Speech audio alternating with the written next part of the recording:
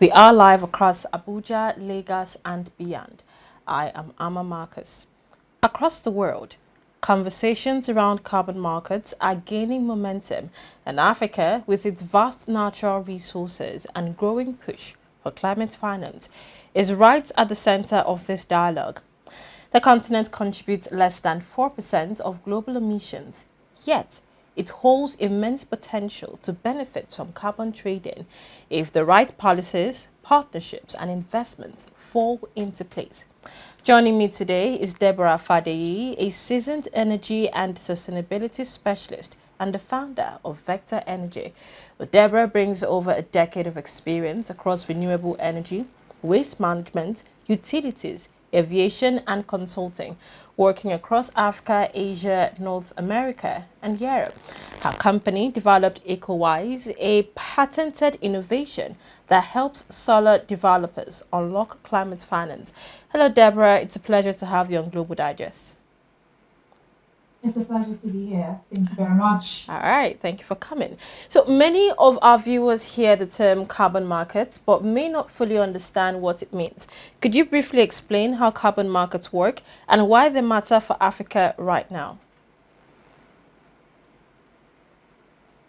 Yes, thank you very much for the question. Carbon markets allow countries in the term of compliance markets or companies in the terms of voluntary carbon markets to cut emissions to earn what we call tradable certificates called carbon credits. So for every credit, it represents 1 ton of carbon dioxide equivalent avoided or removed. Buyers, often large corporates, purchase these credits to meet their net zero goals. And for Africa, carbon markets are no longer abstract. They are an opportunity to turn climate action into economic value. And that's what ecoWise, which we've tagged Africa's first patented digital monitoring, reporting, and verification platform, seeks to prove that we can essentially transform solar generation data into verifiable, bankable carbon credits as climate access. So if you look at it as a way to make clean energy pay for itself, then you're right. And to ensure that every solar panel deployed also unlocks finance for the next one and the next one and the next one. Yeah. Well, you've spoken about Africa's natural advantages in your speeches, from renewable resources to vast forest reserves. What unique strength does the continent have, and how could it position itself as a major player in the global carbon trading space? Yes, I think Africa stands at a unique vantage point when it comes to carbon trading, basically offsetting carbon emissions. For the very longest, we have sort of faced climate catastrophe, and with Africa emitting less than 4% of global greenhouse gas emissions, it has so much potential. I think over 30% of the world's carbon removal potential. So we've got abundant sunlight, we've got vast natural sinks, we've got high impact renewable projects that could essentially generate premium carbon credits. And what makes Africa also unique is the additionality. Many of these renewable projects only happen if carbon finance exists. We have 86 million Nigerians that have access to electricity.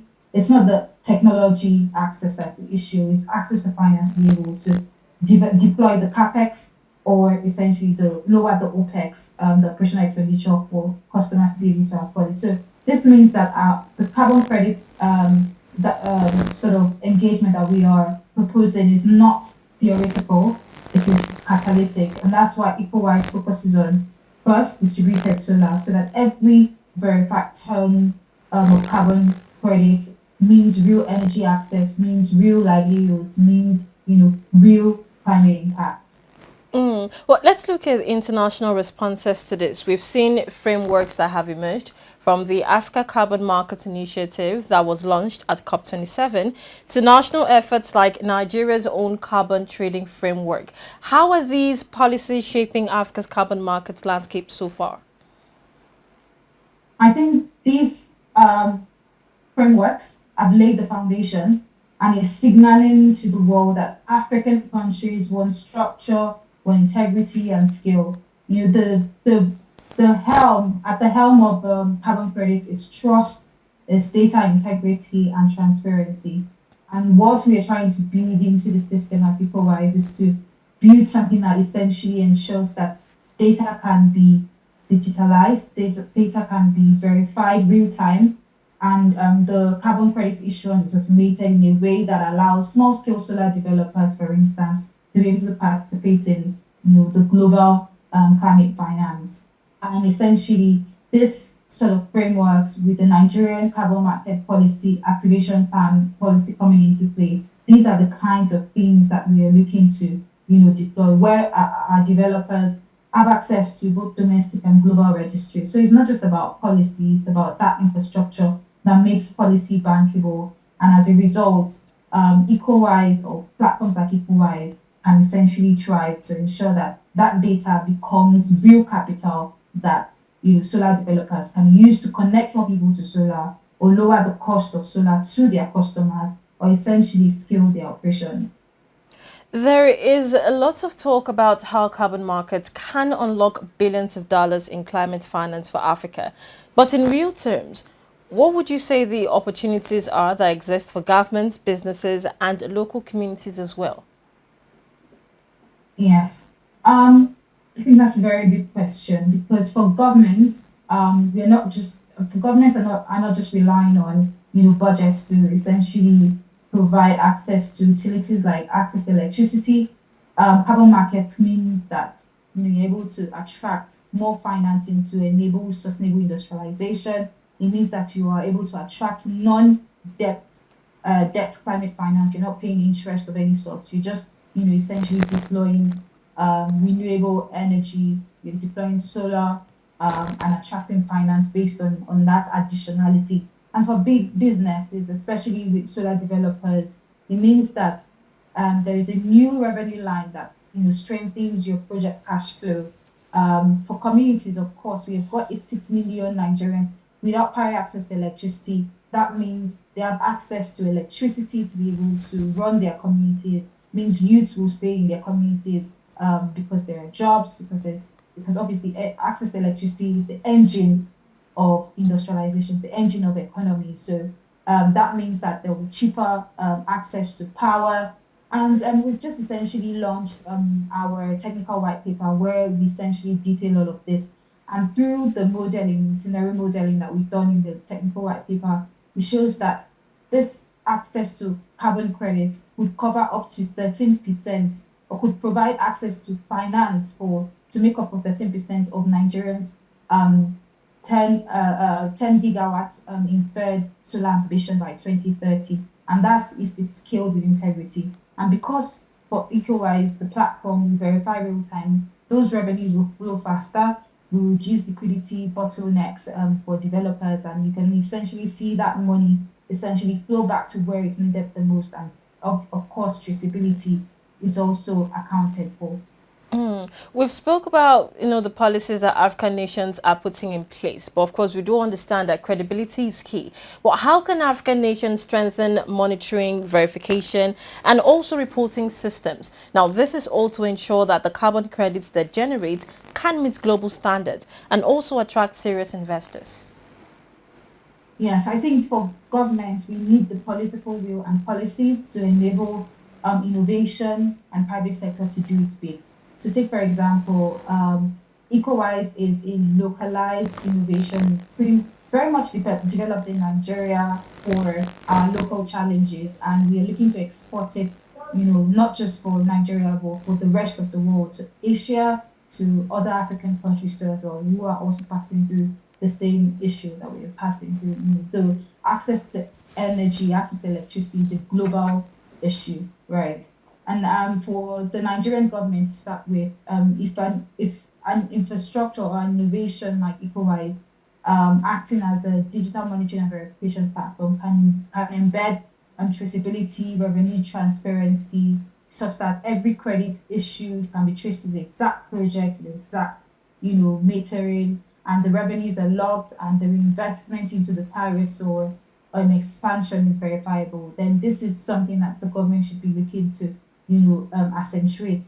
As an organization, we are very much not just interested in carbon credits as an opportunity for a second, revenue line within the solar development project cash flow. We are also setting up what we call the ecoWise Impact Fund, where it acts as an investment pool where it is managed on behalf of the solar developers. So the proceeds from the verified carbon credit sales will attract matching capital from climate investors such as BlackRock, IFC, Green Climate Fund, basically helping developers expand their portfolios and make solar even more cheaper than petrol or diesel generators. And I think that's essentially what's going to move the needle, because we've been on this issue of access to electricity for so many people in Nigeria.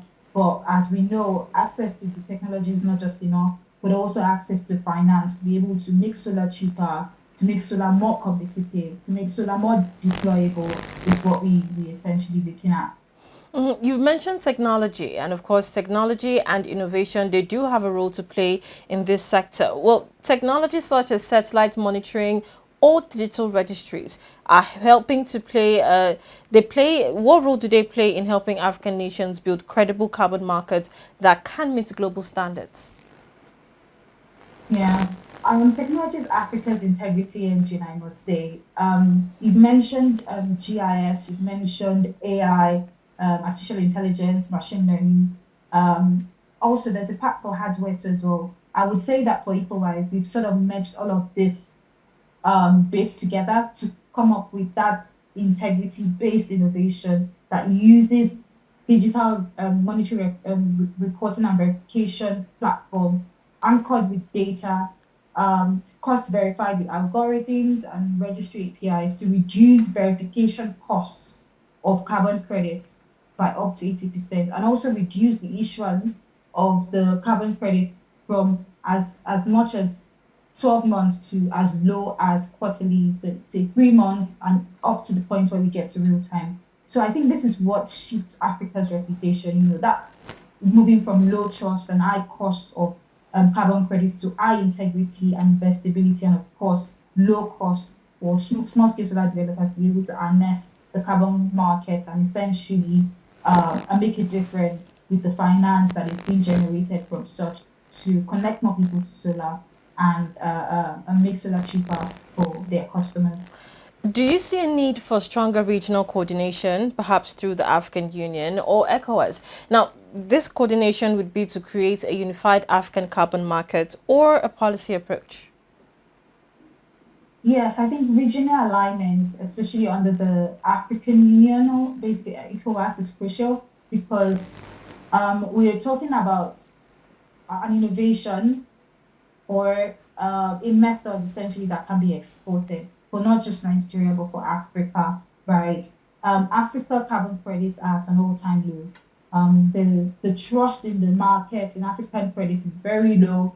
What a platform like equitable would do is to unify the quality standards for African credits, where you have boost in liquidity, will prevent double counting, will allow for shared registries, and I think that interoperability is what we need, especially with the emerging Article 6 mechanisms for compliance markets. We need to be able to compare and contrast. We need to be able to prevent double counting. And that essentially is what's going to increase the quality of the carbon credits that Africa pushes into the global market. COP30 is on the horizon, and that's happening next month. Well, global negotiations are ongoing. What must Africa's negotiators push for in order to ensure fair access, equitable pricing, and recognition in international carbon markets? I think that the continent's negotiators should push for Article 6 linkage so that African credits can sell at compliance grade prices, not just voluntary ones. And if we're to sell it in the voluntary market, the price should be very much very much in encouraging for Africa to want to, move from or transition from fossil fuel to renewable. So, take for example, if a manufacturing company was to set up was to access electricity beyond the grid, if they are setting up solar instead of diesel, Carbon credits will help them with the capex so that the cost of electricity in that sense is reduced, and they're able to sell to their customers either as a service or essentially used to be able to deploy projects or services in a way that encourages customers to enjoy that competitiveness. So the cost of carbon credits needs to be much more viable, and carbon tax essentially needs to rise to meet up with this. Okay, if Africa gets this right, what could the carbon market space look like in 10 years? And also, what does success really mean for the continent? So I will start by saying this. Right now, the near-term opportunity for carbon credits is selling to global corporate buyers, companies like Amazon, Microsoft, who use the carbon credits to offset their emissions or to meet their net zero goals. And now this sales proceeds becomes new non-debt financing for developers. So take, for example, if we have a 500 kilowatt mini grid that produces, say, 630 tons of carbon equivalent, or sort of avoids that. That means that carbon credits of that worth is, generated. Now, at modest price of say $15 per ton of carbon dioxide equivalent, that's about $9,500 in annual recurring revenue, right? And this kind of revenue can help to improve the debt service coverage ratios. It can attract concessional capital and, of course, reduce the weighted average cost of capital for new projects. So what we are seeing in the next 10 years is where we have an impact from carbon credits, which allows reinvestment of these developer earnings from carbon credits to finance new solar installations, lower tariffs for, of course, customers, as well as serving as some sort of collateral for larger blended finance pools. So this is essentially what we see looking into the next decade. It means that every solar project in Africa generates both power and capital. It means that developers accessing working capital from their, verified impact can access it properly. It means that government is tracking every ton transparently. It means that African carbon credits are commanding premium prices because they are trusted, they are traceable, and they are transformative. It means that for Nigeria, from the work that we've done, the technical white paper outcomes, it means that carbon credits finance up to 13% of the finance needed for Nigeria to be able to meet its 10 gigawatt solar ambition, and that's pretty much the equivalent of 3 gigawatt addition to the grid. Well, that's an insightful conversation. We have been speaking with Deborah Fadeyi. She is the founder of Vectar Energy. She is offering deep insights on how Africa can lead and not follow in the global carbon markets transition. Thank you very much, Ms. Fadeyi, for joining us today on Global Digest. We appreciate you. Thank you very much for having me. Thank you. All right. And to our viewers, Africa's climate story is still being written, whether it's through clean energy, sustainable finance, or carbon innovation. The next chapter could redefine how the world values our continent. Well, I am Amma Marcus. You do stay tuned with us for more international developments here on Global Digest. For your news on the go, ADBN is everywhere you are. Stay connected with us across all our social media and streaming platforms for exclusive news updates, captivating stories, and more. Join the ADBN community today via our various platforms. An Avo TV app, ADBN Channel 121, Niger TV app, ADBN TV, Linuxwell TV app. To get the latest news straight to your phone, join our WhatsApp TV channel. Just search for ADBN TV and hit the follow button. Turn on your notification to stay updated and never miss any part of the experience. Stay in the conversation with us across social media handles. On X at ADBN TV, Instagram at ADBN TV, Facebook ADBN TV, YouTube ADBN TV. Keep visiting our website on www.adbntv.com. Watch us live anytime, anywhere. ADBN TV, a part of you.